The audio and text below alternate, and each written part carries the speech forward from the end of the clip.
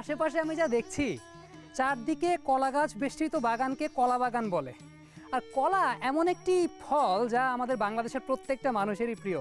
আর আমার মতো যারা আসলে কলা খাওয়া নিয়ে বিভিন্ন কম্পিটিশনে নামতে চান, তারা কিন্তু এই নরসিংদীতে চলে আসতে পারেন। নরসিংদীকে বলা হয় কলার শহর, এবং পুরো বাংলাদেশে প্রায় 18 প্রজাতির কলা হয়, যা 2-3টি বাদে বাকি সবগুলো কিন্তু নরসিংদীতেই পাওয়া যায়। তবে এখন পর্যন্ত যা দেখছি শুধু কলা গাছই দেখছি, কলার সন্ধান এখনও পাইনি। যাচ্ছি সামনের দিকে কলার সন্ধানে।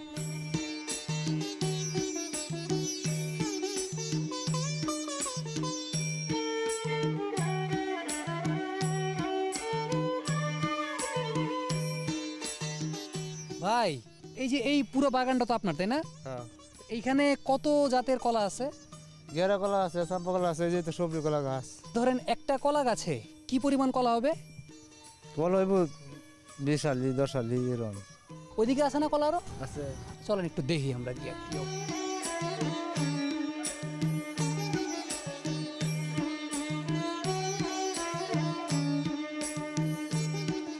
ভাই, এই যে এইগুলা কি এখান দিয়ে যে গাছের ডাল দিয়ে বের হইছে? এটা তো থোর। থোর। কলার শহর নরসিংদী শুধুমাত্র যে কলার জন্য বিখ্যাত তা কিন্তু না, এখানে অনেক সুন্দর সুন্দর ঐতিহাসিক জায়গা রয়েছে এবং সেই সঙ্গে অনেক বিচিত্র পেশার নর এবং নারীও রয়েছে। আর এই শহরটা তো অনেক বেশি সুন্দর। আমি যাচ্ছি একটু সামনের দিকে নরসিংদী শহরটা দেখতে।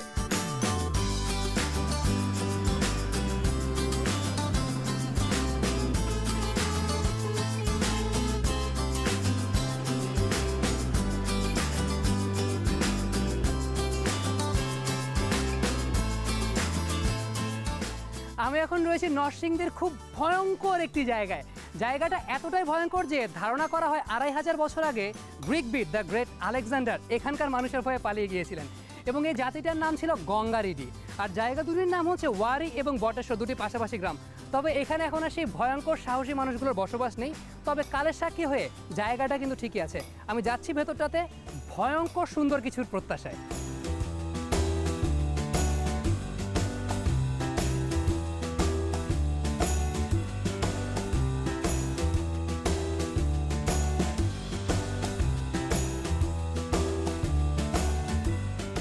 ভাই, এই জায়গার নামই তো মনে হয় ওয়ারি, তাই না? আচ্ছা, এখানে ওই যে খনন কাজটা কোথায় হচ্ছে? পাশেই, প্রায় 2 মিনিটের মতো লাগে হাইটে গেলে। ভাইয়ের নামটা কি? আমার নাম মোহাম্মদ কাউসারুল হক কানন। এই জায়গাটা কি ভাই, এই যে এরকম বিলবোর্ডের মতো? এটা হলো একটা অজানা ইটের স্থাপত্য, যার দরজা জানালা বা ওঠানামার কোনো সিঁড়ি নাই, তবে সেটা মাটির নিচে নির্মাণ করা হয়েছে। মাটিকে সাপোর্ট করে এইরকম করে নির্মাণ করা হয়েছে। আপনি তো অ্যাকাউন্টিং স্টুডেন্ট, কিন্তু এত কিছু জানলেন কিভাবে? আসলে আমি এখানে ইটের স্থাপত্যটা 2006 সালে পাওয়া গেছে এই লেবু বাগানে ড্রেন করার সময়। তখন তাদের সাথে কাজ করছি, মানে ফিল্ড ওয়ার্ক করছি, গবেষণার কাজ করছি। এই জন্য আমি, তার মানে আপনি গাইতে গাইতে গায়েন, তাই তো? তো এই যে এই স্থাপত্য যেটা, এই জায়গাটা এখন কোথায় আছে আসলে? এটা হলো এখন আমরা এখন এই স্থাপত্যটার উপরে দাঁড়িয়ে আছি। মানে আমাদের মাটির নিচে এই স্থাপত্যটা? হ্যাঁ, এই যে লেখা আছে স্থায়ী সংরক্ষণের বিকল্প হিসাবে অস্থায়ীভাবে মাটি দিয়ে ঢেকে রাখা হয়েছে। আচ্ছা, যদি সরকার স্থায়ীভাবে সংরক্ষণ করে তাহলে একবার ওপেন হবে আর কি।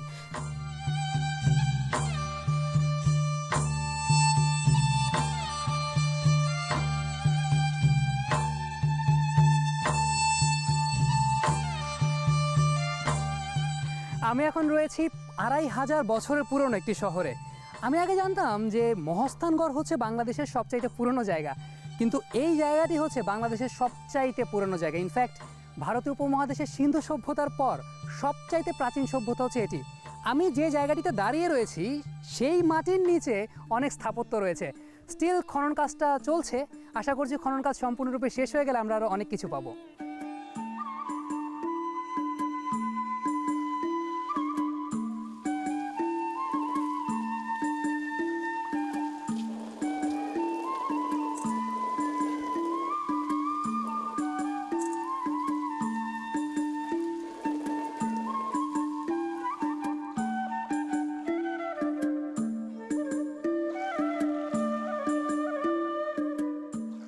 ভাই, জায়গাটা তো দেখলাম, কিন্তু সমস্যা হচ্ছে যে এখন তো খনন কাজ চলতেছে না।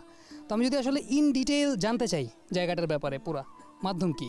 মাধ্যম হলো আমার কাছে কিছু বই আছে, ভিউ কার্ড সেট আছে, প্লাস ঘরের ভিতর কিছু পুঁতি আছে, আরও বড় বড় ছবি আছে, যদি দেখতে পারেন তাহলে, যদি ঘরের ভিতরে জিনিস আছে আরো? হ্যাঁ, যদি সময় থাকে তাহলে দেখতে তাহলে পারেন। এটা আগে কেন দেখান নাই আমারে?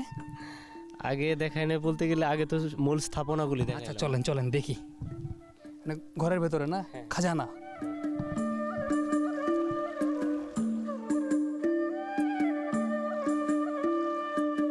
এগুলো হলো প্রাগ ঐতিহাসিক হাতিয়ার যেগুলি এখানে পাওয়া গেছে, আচ্ছা। বাটখারা, বিভিন্ন সাইজের পুঁতি। এগুলো কি এখান থেকে পাওয়া গেছে না? হ্যাঁ হ্যাঁ, আমাদের এলাকায় এরকম এই 28 প্রজাতির লকেট পাওয়া গেছে। এই পুঁতি মনে হয় পরিচিত লাগে, হলিউডের মুভিগুলোতে দেখা যায়। হ্যাঁ, ওই যে মাম্মি রিটার্নের মধ্যে এই পুঁতিগুলি দেখা গেছে। আমাদের এলাকায় যখন ওই বর্ষাকালে যখন মাটিটা একটু ওয়াশ হয়, এগুলি তো কালারফুল, পরে এই পুঁতিগুলি পাওয়া যায়। আর এই পুঁতিগুলি এইভাবে ঘাইতা মানুষ তবজি হিসেবে ব্যবহার করে। এখন জানা হয়েছে যে এইগুলি আসলে অলংকার হিসেবে ব্যবহার করতো পুঁতি।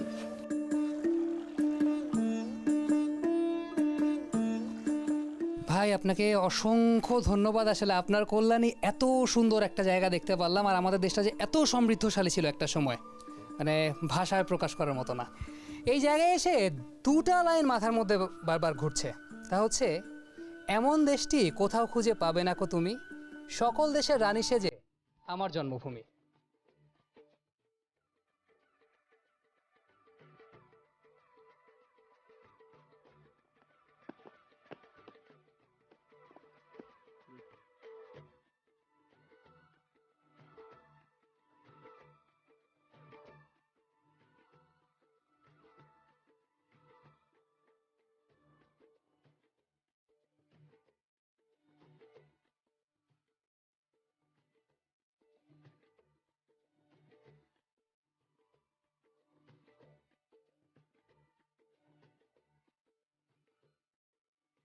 ওয়াও, এই ভদ্রমহিলা আমাকে ড্রিম হলিডে পার্কে স্বাগত জানাচ্ছেন।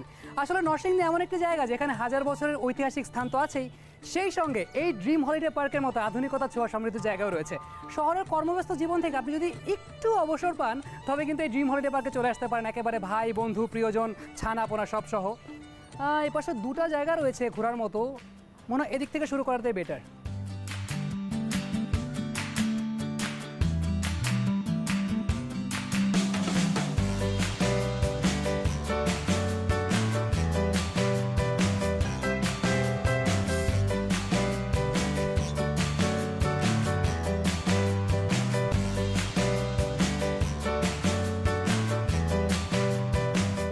ট্রেনে চড়ছেন? ট্রেনে চড়তে কেমন লাগছে? ভালো আচ্ছা, ট্রেন কিভাবে শব্দ করে একটু শোনাতে পারবেন? কেমন পু ঝিকঝিক একটু শোনান তো। জন জন জন জন জন জন জন জন জন জন জন পু। পু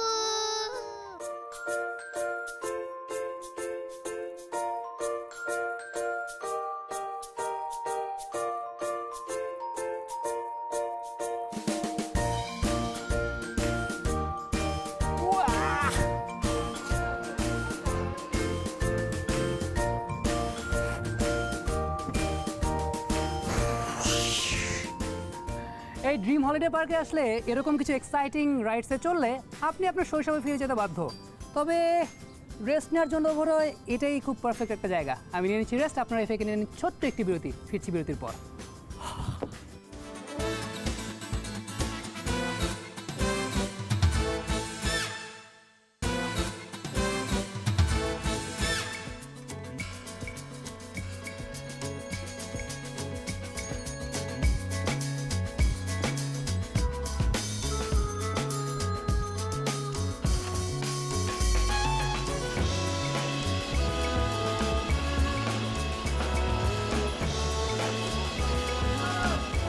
আচ্ছা, এই কাপড়গুলো আসে কোত্থেকে? এই মাছ দিতে সাধারণত কি হয় আপনার এখানে, কি ওই পাইকারি যারা কাপড় কিনে তারা আসে নাকি খুচরা বিক্রি করেন? খুচরা বেশি না খুচরা বেচেন না? মানে আমি যদি এখন কিনতে চাই আমার দিবেন না আপনি, তাই তো? না উনি খুব নীতিবান, মানে আমাকে খুচরা দিবেন না উনি। এটা ঠিক আছে, ভালো থাকবেন।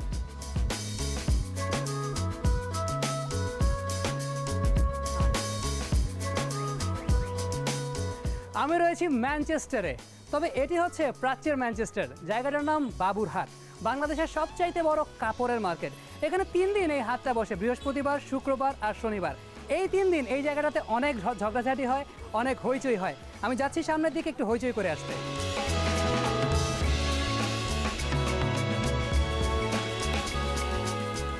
ভাই কেমন কিনলেন, বেশি না কম? বেশিও না কমও না, মোটামুটি। আরে বেশিও না কমও না, মানে কিনলেন কি কারণে আসলে, মানে ভাবির ডিমান্ড পূরণের জন্য নাকি ব্যবসার জন্য? ব্যবসার জন্য। কোথা থেকে আসছেন আপনি? চান্দিনা থেকে, কুমিল্লা চান্দিনা। কুমিল্লা চান্দিনা থেকে আপনি নরসিংদীতে আসছেন, এটা কি মানে সবসময় আসা হয় নাকি অকেশনালি? সবসময় আসি। আপনার এটা কিসের দোকান? শীত চাদর শীত চাদর, তার মানে যে শীত আসতেছে তখন আপনার এখানে আসতে হবে। আসতে হবে, শীতের চাদর নিতে হবে এবং নতুন নতুন কোয়ালিটি আমাদের কাছে আছে। এটা আমাদের বাংলাদেশের প্রোডাক্ট, দেশের জিনিস হিসেবে ব্যবহার করবে। মানে এই হাটের নাম বাবুর হাট কেন? এই যে বাবুর হাট, এটা হলো এখানে জমিদার ছিলেন বাবুরা, বাবুরা নিজেদের এই হাট তৈরি করছে, সেই জন্য এটার নাম বাবুর হাট। এখন যখন ধরেন আপনারা এখানে ব্যবসা করতেছেন, নিজেদের কি মানে বাবু বাবু মনে হয় না অনেকটা? তাদের একটা হাটে আপনি আছেন। বাবুর হাটে সবাই বাবু এখন।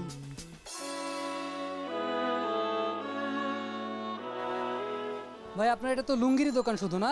লুঙ্গির দোকান। এই যে এই হাটে তো 3 দিন কাজ করেন, তো বাকি 4 দিন কি করেন? মনে করেন বাকি 4 দিনের মধ্যে আবার একদিন 2 দিন গাউসে হাট করি। তার মানে ওই হাটে আপনারা থাকতেই হয়, তাই তো? হাটেই থাকতে হয়, এই দোকানদারি আমাদের কাজ। আচ্ছা, আপনার লুঙ্গিগুলো আমি একটু দেখি।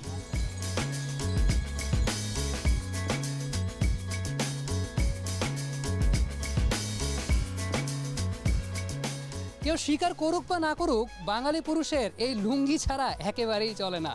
আর এখানে বাবুরহাটে আশেপাশে অনেকগুলো লুঙ্গির দোকান আছে, আপনারা যদি লুঙ্গি কিনতে চান এই বাবুরহাটে চলে আসতে পারেন। আর কারো বাসা বাড়িতে যদি সামনে সুন্নতে খাতনার দাওয়াত টাওয়াত থাকে, অবভিয়াসলি আমাকে তো দাওয়াত দেবেনই, আর তার সঙ্গে এখান থেকে লুঙ্গি নিয়ে যেতে পারেন।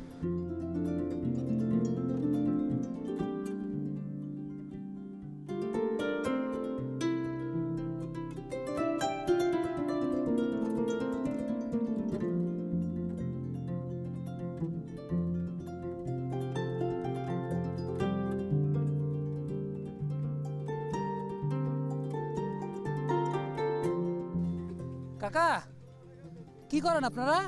আমরা এখানে মাছ ধরছি।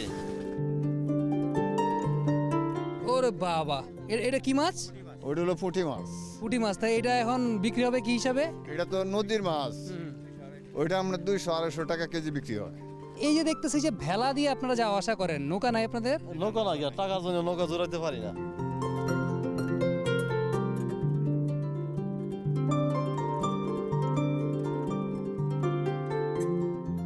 ব্রহ্মপুত্র নদের থেকে ওনারা মাছ ধরছেন, এখন যাচ্ছেন এই মুহূর্তে বাজারে।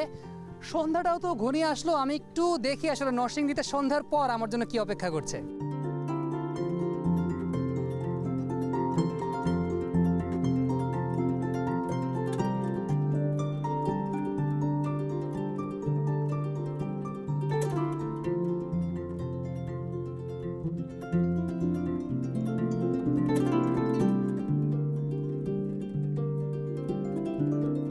আমি এখন যে জায়গাটিতে রয়েছি এটি হচ্ছে রাতের নরসিংদীর খুব জমজমাট একটি জায়গা।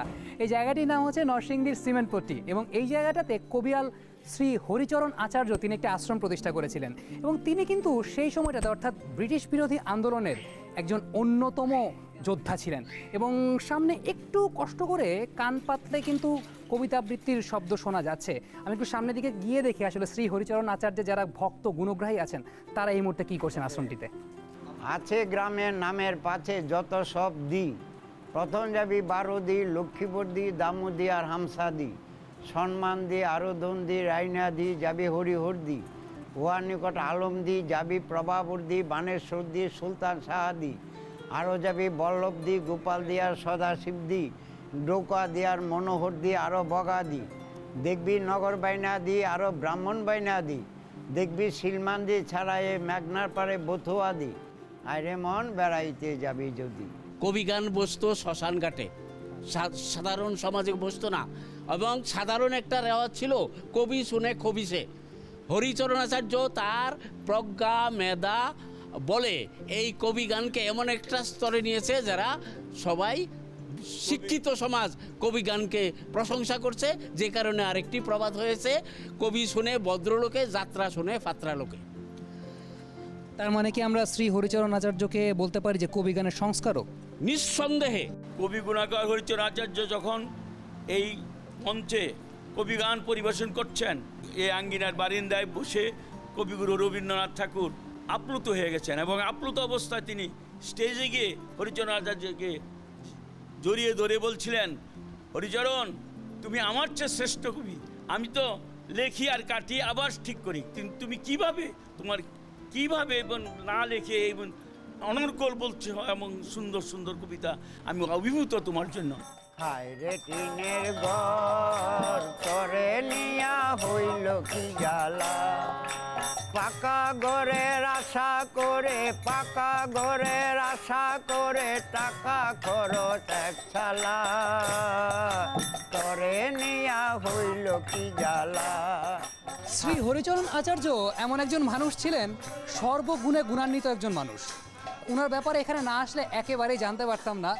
ওনার সৃষ্টিটাকে স্মরণ করছেন ওনার ভক্ত গুণগ্রাহীরা। রাতটা বাড়ছে, 1000 বছরের পুরনো সেই রাত, আর 1000 বছরের ঐতিহ্যকে ধারণ করে রেখেছে যে নরসিংদী শহর, সেই শহরটাকে এত অল্প সময়ের মধ্যে পুরোপুরি আপনাদের সামনে তুলে ধরতে পারলাম না। এই নরসিংদীতে আসার ব্যাপারে এবং এখানে কোথায় থাকবেন, কি খাবেন, সেগুলো জানতে চাইলে চোখ রাখতে হবে আমাদের ফেসবুক ফ্যান পেজে। আগামী পর্বে আবারও দেখা হয়ে যাবে নতুন কোনো জায়গায় নতুন কিছু মানুষের সঙ্গে। সেই পর্যন্ত আশা করছি সবাই অনেক ভালো থাকবেন, সুস্থ থাকবেন। রৌদ্র লাগলে টিন্ডে তোর গায়, ঘরে থাকা বিষম দায়, রৌদ্র লাগলে টিন্ডে তোর গায়, ঘরে থাকা বিষম দায়, জল চোয়াচ রাতের বেলায়, দিনে পুরায় রাত্রে জুড়ায়, নিত্য নিত্য মাথা ঘুরায়, পিঠে থাকে পেট খোলা, হাইরে টিনের ঘর তরে নিয়া হইল কি জ্বালা।